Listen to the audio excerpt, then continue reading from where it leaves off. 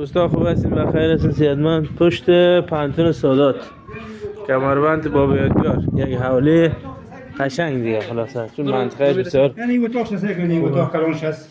این راه زینه برای بالاخانه است. خب ولی بالاخانه چیزی هست یا نیست؟ بالا دیگه بام دیگه. خب آها برای اینکه یک روز دیگه یک طبقه بالا بزنه تو کنه میشه روز بام اون طرف هم خاص یا سره بوده یک اتاق است. یک داشاب جانشویی داره. خب بسیار خوب است. برق مستقل هم داره؟ برق؟ بله نه برق نداره تونی. چا چی؟ چا نمیشه چاش خوش شده. درست. درست. خب برق مستقل چا نداره دیگه همه چیز تکمیل است برادر. یا خوبی داره که در منطقه خوب است. چه موقعیت خوب است. 180 متر است. نه برای شما پانتون سادات هم بگیرم که زودتر متوجه شین. پانتون سادات هم کمربند با یادگار میشه دیگه.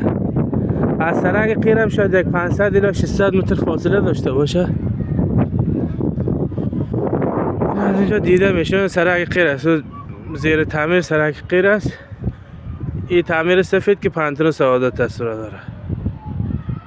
قیمتش هم 10 دگ افغانی با اندکترین جرامت دیگه، یعنی 9.5 دگ افغانی بدون جرامت میده. قواله شهری داره، موقعیت بسیار خوب است.